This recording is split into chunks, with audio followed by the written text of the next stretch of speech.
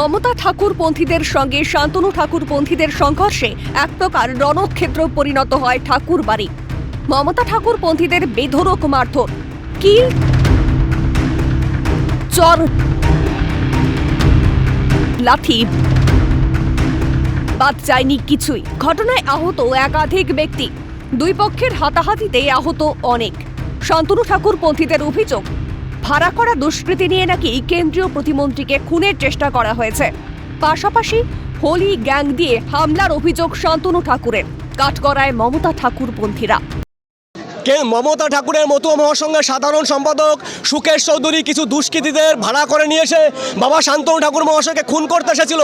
যে আজকে পরিকল্পিতভাবে কিছু গুন্ডা এনে, কিছু তৃণমূলের দালাল, তৃণমূলের লোক তারা ভাড়া করে এনে শান্তনু ঠাকুর পরে সিএএ এসআই এর নাম করে একটা আক্রমণ করবে, সেটা আমরা রুখে দিয়েছি। আমরা আক্রমণ করতে দেইনি। কারণ মমতা বালা যেভাবে হুলিগানকে সাজিয়ে পাঠিয়েছে এখানে, রীতিমতো এখানে এসে অকথ্য ভাষায় গালাগাল, থ্রেট এই সমস্ত করেছে। যখন আমাদের লোক প্রোটেস্ট করতে গেছে তখন ওরা এসে আমাদের উপর চড়াও হয়েছে।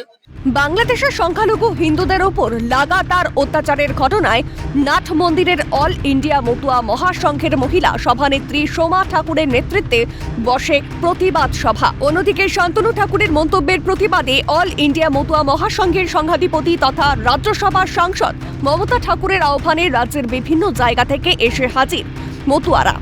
ভোটার তালিকা থেকে যদি 50 লক্ষ রোহিঙ্গা মুসলিমের নাম বাদ যেতে পারে, সেখানে 1 লক্ষ মতুয়াদের নাম বাদ গেলে তা সহ্য করে নিতেই হবে। কেন্দ্রীয় জাহাজ প্রতিমন্ত্রী শান্তনু ঠাকুরের এই মন্তব্যের প্রতিবাদে ঠাকুরনগরের ঠাকুরবাড়িতে বাধে গৃহযুদ্ধ।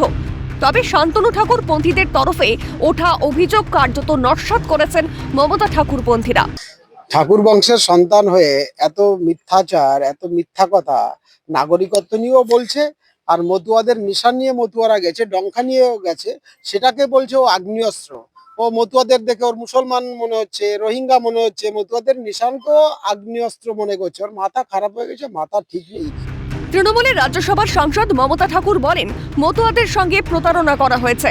ক্যাম্প থেকে মতুয়া কার্ড, ধর্মীয় শংসাপত্র জোগাড় করেও নাম বাদ যাওয়ার কথা বলা হচ্ছে।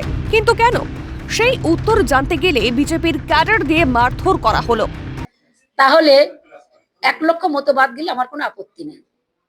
তার জন্য এতদিন ধরে যে মিথ্যে প্রতিশ্রুতি দিয়ে এসেছিল, সিএতে অ্যাপ্লাই করলে নাগরিকত্ব পাবে, টাকা নিয়ে কার্ড বানিয়েছে, হিন্দু কার্ড বানালে মতুয়ারা নাগরিকত্ব পাবে, তাহলে আজকে ও সেই কথা বলছে যে এরা বাদ পড়লে আমার কোনো আপত্তি নেই। যাদের ভোটটা তো নিয়েছে, তাহলে তারা আজকে জানতে চাইছিল যে তার আপনারা জবাবটা দিন, যে কেন আজকে এই 1 লক্ষ মতুয়া যদি বাদ পড়ে যায় তার জবাবটা আপনি দেবেন। তাই চাইতে ওরা গেছিল। তাহলে আজকে মার খেয়ে আসলো আমার গোসাই পাগল সাধু মতুয়া ভক্তরা, তাদের কাছে ওখানে যারা আজকে ওখানে ছিল বিজেপির ক্যাডার, যারা হিন্দুত্বর নিয়ে আজকে বজরং বলি যারা করে, তারা আজকে এখানে এসে মতুয়াদের গায়ে আজকে হাত দিল। হ্যাঁ, মার খেয়েছে তো জবাবে না। ঠাকুর বাড়ির এই ঘটনায় থমথমে পরিস্থিতি। মতুয়াদের একাংশের মনে জমেছে ক্ষোভ। থানায় অভিযোগ জানানো হবে বলে জানিয়েছে রাজ্যসভার সাংসদ মমতা ঠাকুর। জল কত দূর গড়ায় সেটাই দেখার। জ্যোতির্ময় চক্রবর্তীর রিপোর্ট, ক্যালকাটা নিউজ।